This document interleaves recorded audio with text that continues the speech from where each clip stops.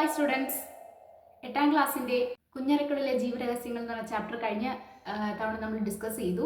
അതിൽ പ്രധാനമായിട്ടും മൈക്രോസ്കോപ്പിനെ കുറിച്ച് പറയുന്നതും അതുപോലെ തന്നെ സയൻസുകളെ പറ്റിയിട്ടുള്ള കാര്യങ്ങളൊക്കെ നമ്മൾ പ്രധാനമായിട്ടും ഡിസ്കസ് ചെയ്ത് കഴിഞ്ഞതാണ്. ഇനി നമുക്ക് കുറച്ച് പാട്ടുകൂടി അതിനകത്ത് നോക്കാറുണ്ട്. ഇനി നമുക്ക് നോക്കാറുണ്ട് സെൽ തിയറിയെ പറ്റിയിട്ടാണ്. എന്താണ് cell theory? The cell theory was formulated by M.J. Schleiden and Theodor Schwann, summarizing the findings of various scientists. അതായത് തിയോഡർ ഷാനിൻ്റെയും അതുപോലെ തന്നെ എം ജെ ശ്രീഡൻ്റെയും സമ്മറൈസ് ചെയ്ത ചില ഫൈൻഡിങ്സുകളാണ് എവിടെ പറയുന്നത്? ഈ സെൽ തിയറിയിൽ അഥവാ കോശ സിദ്ധാന്തത്തിൽ പറയുന്നത്. ഇവരിതിലേക്ക് മുന്നോട്ട് വെക്കുന്ന പ്രധാനപ്പെട്ട രണ്ട് കോൺസെപ്റ്റുകളുണ്ട്. എന്താണത്? The body of all organism made up of സെൽസും the cells are structural and functional units of organism. എന്താണ്? The body of all organism is made up of cells. എന്താണ്? നമ്മുടെ ശരീരം എന്തിനാൽ നിർമ്മിതമാണ്? കോശങ്ങളാൽ നിർമ്മിതമാണ്. അതുപോലെ തന്നെ എന്താണ്? ജീവങ്ങളുടെ ഘടനാപരവും ജീവധർമ്മപരമായ അടിസ്ഥാന ഘടകം എന്ന് പറയുന്നതും കോശമാണ്. എല്ലാ ജീവശരീരവും എന്താണ്? നമ്മുടെ ശരീരത്തിന്റെ അല്ലെങ്കിൽ എല്ലാ ജീവശരീരങ്ങളും, ജീവനുള്ള എല്ലാ ശരീരങ്ങളും എന്തിനാൽ നിർമ്മിതമാണ്? സെല്ലിനാൽ നിർമ്മിതമാണ്. അതുപോലെ തന്നെ ജീവങ്ങളുടെ ഘടനാപരവും ജീവധർമ്മപരമായ അടിസ്ഥാന ഘടകം എന്ന് പറയുന്നത് കോശങ്ങളാണ്. ഈ രണ്ട് മുഖ്യ ആശയങ്ങളാണ് ആര് മുന്നോട്ട് വെച്ചിരിക്കുന്നത്? ഈ കോശ സിദ്ധാന്തം വഴി എം ജെ ശ്രീഡനും തിയോഡർ ഷാനും മുന്നോട്ട് വെച്ചിരിക്കുന്നത്. ഓക്കെ, നിങ്ങൾക്ക് മനസ്സിലായെന്ന് വിശ്വസിക്കുന്നു.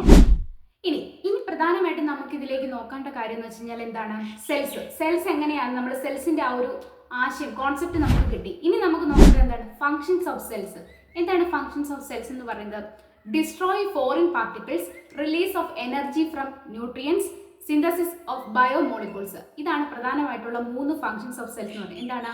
Destroy foreign particles, release of energy from nutrients and synthesis of biomolecules. എന്താണ്? അതായത് അന്യവസ്തുക്കളെ പ്രതിരോധിക്കുക എന്നതാണ് എന്ത്? കോശത്തിന്റെ ജീവധർമ്മങ്ങൾ എന്ന് പറയുന്നത്. എന്താണ് പ്രധാനമായിട്ട് ഒന്നാമത്തെ കാര്യം തന്നെ?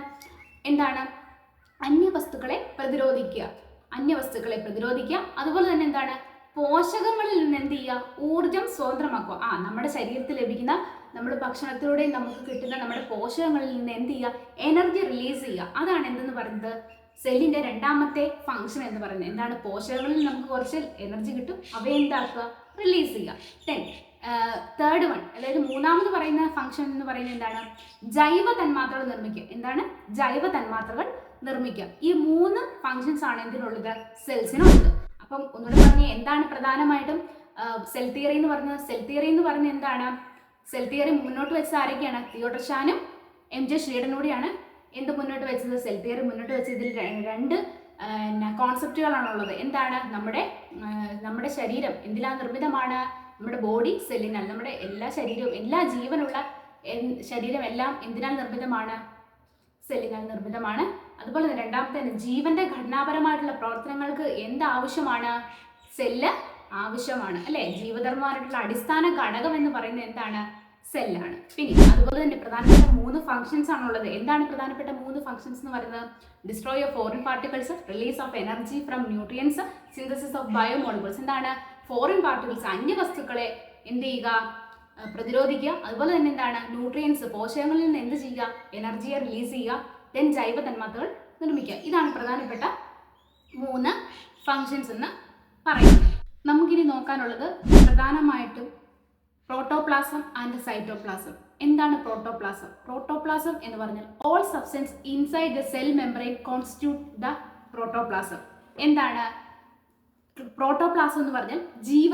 ജീവദ്രവ്യം എന്താണ്? കോശസ്തരത്തിനുള്ളിലെ എല്ലാ പദാർത്ഥങ്ങളെയും ചേർത്ത് പറയുന്നതാണ് എന്തെന്ന് പറയുന്നത്? ജീവദ്രവ്യം എന്ന് പറയുന്നത്. കോശസ്തരത്തിനുള്ളിലെ എല്ലാ സബ്സ്റ്റൻസിനെയും കൂട്ടി പറയുന്നതാണ് എന്തെന്ന് പറയുന്നത്? ജീവദ്രവ്യം എന്ന് പറയുന്നത്. ജീവദ്രവ്യം അഥവാ പ്രോട്ടോപ്ലാസം എന്ന് പറയുന്നത്. ഇനി നമുക്ക് നോക്കാനുള്ളത് എന്താണ്? സൈറ്റോപ്ലാസം. എന്താണ് cytoplasm? Cytoplasm is the part of the protoplasm. പ്രോട്ടോപ്ലാസത്തിന്റെ ഭാഗമാണ് എന്തെന്ന് പറയുന്നത്? സൈറ്റോപ്ലാസം. Excluding the nucleus. എന്താണ് സൈറ്റോപ്ലാസം എന്ന് പറഞ്ഞാൽ? എന്താണ്? കോശദ്രവ്യം. ജീവദ്രവ്യത്തിൽ മർമ്മം ഒഴികെയുള്ള ഭാഗത്തെ പറയുന്ന എന്താണ്?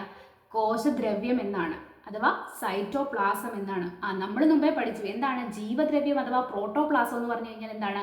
ആ കോശസ്തരത്തിനുള്ളിലെ എല്ലാ ഘടകങ്ങളെയും കൂടെ ഉൾപ്പെടുത്തി പറയുന്നതാണ് ഇതെന്ന് പറയുന്നത് പ്രോട്ടോപ്ലാസം എന്ന് പറഞ്ഞാൽ. എന്നാൽ സൈറ്റോപ്ലാസം എന്ന് പറഞ്ഞാൽ എന്താണ്? എല്ലാ ഭാഗവും ഉൾപ്പെടും, പക്ഷെ എന്ത് വരില്ല? ന്യൂക്ലിയസ് വരില്ല. ജീവദ്രവ്യത്തിലെ മർമ്മം ഒഴികെയുള്ള എല്ലാ ഭാഗവും എവിടെ വരും? സൈറ്റോപ്ലാസത്തിൽ വരും. കോശസ്തരത്തിൽ ഇനി എല്ലാ ഭാഗങ്ങളും ഉൾപ്പെടുത്തിയിട്ടുള്ള അറിയപ്പെടുന്ന എന്താണ്? ജീവദ്രവ്യം അഥവാ പ്രോട്ടോപ്ലാസം എന്നാണ്. ഈ പ്രോട്ടോപ്ലാസത്തിൽ ന്യൂക്ലിയസ് ഒഴികെയുള്ള ഭാഗം അറിയപ്പെടുന്നത് എന്താണ്? സൈറ്റോപ്ലാസം അഥവാ കോശദ്രവ്യം എന്നാണ്. ഇനി അടുത്തായിട്ട് നമുക്ക് നോക്കേണ്ടത് എന്താണ്? Cell organelles. എന്താണ് cell organelles? Cell organelles are the specific part seen in the cytoplasm to perform physiological functions. അതായത് എന്താണ് കോശാംഗങ്ങൾ? എന്താണ് സെൽ ഓർഗനൽസ് എന്ന് പറഞ്ഞാൽ? കോശാംഗങ്ങൾ. എന്താണ് കോശാംഗങ്ങൾ? ജീവധർമ്മങ്ങൾ നിർവഹിക്കുന്നതിനായി കോശദ്രവ്യത്തിൽ കാണപ്പെടുന്ന ഒരു സവിശേഷ ഘടകങ്ങളാണ് എന്തെന്ന് പറയുന്നത്? കോശാംഗങ്ങൾ എന്ന് പറയുന്നത്. Cell organelles are the specific part seen in the cytoplasm to perform physiological functions. ജീവധർമ്മങ്ങൾ നിർവഹിക്കുന്നതിന് വേണ്ടിയിട്ട് കോശദ്രവ്യത്തിൽ കാണപ്പെടുന്ന പ്രത്യേക ആയിട്ടുള്ള കുറച്ച് എന്താണ്? പാർട്സ് ആണ് അല്ലെ? സ്പെസിഫിക് പാർട്സ് ആണ് എന്തെന്ന് പറയുന്നത്? സെൽ ഓർഗനൽസ് എന്ന് പറയുന്നത്. അപ്പം എന്തൊക്കെയാണ് നമ്മൾ പഠിച്ചത്? Cytoplasm, protoplasm and cell organelles. കോശദ്രവ്യം, ജീവദ്രവ്യം, കോശാംഗങ്ങൾ. ജീവദ്രവ്യം എന്ന് പറഞ്ഞാൽ എന്താണ്? ആ കോശസ്തരത്തിനുള്ളിലെ എല്ലാ സബ്സ്റ്റൻസോടെ ഉൾപ്പെടുന്നതാണ് എന്തെന്ന് പറയുന്നത്? ജീവദ്രവ്യം അഥവാ പ്രോട്ടോപ്ലാസം എന്ന് പറയുന്നത്. എന്നാൽ സൈറ്റോപ്ലാസം എന്താണ്? സൈറ്റോപ്ലാസം എന്ന് പറഞ്ഞാൽ പ്രോട്ടോപ്ലാസത്തിന്റെ തന്നെ ഒരു പാർട്ടാണ് സൈറ്റോപ്ലാസം. അതായത് ജീവദ്രവ്യത്തിന്റെ ഒരു ഭാഗം തന്നെയാണ് എന്തെന്ന് പറയുന്നത്? കോശദ്രവ്യം. പക്ഷെ എന്തവിടെ ഉൾപ്പെടുത്തില്ല? ന്യൂക്ലിയസ് അഥവാ മർമ്മകം ഒഴികെയുള്ള എല്ലാ ഭാഗവും അറിയപ്പെടുന്ന എന്താണ്? കോശദ്രവ്യം അഥവാ സൈറ്റോപ്ലാസം. ഇനി കോശാംഗങ്ങൾ എന്ന് പറഞ്ഞാൽ എന്താണ്?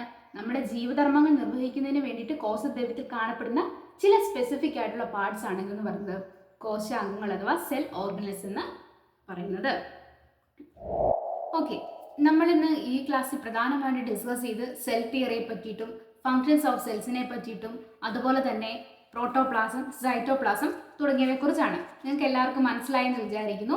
നമുക്കിനി കുറച്ച് ടോപ്പിക് കൂടി ബാക്കി അടുത്ത ക്ലാസ്സിൽ നമുക്ക് എന്താണ് സെൽസിൻ്റെ പാർട്സിനെ കുറിച്ചും അതുപോലെ തന്നെ റൈബോസോം ഇവയെ പറ്റിയിട്ടൊക്കെ നമുക്ക് മൈറ്റോകോൺഡ്രിയനൊക്കെ പറ്റി അടുത്ത ക്ലാസ്സിൽ ചർച്ച ചെയ്യാം. എല്ലാവരും വീഡിയോ മുഴുവനായിട്ട് കാണുക. Thank you.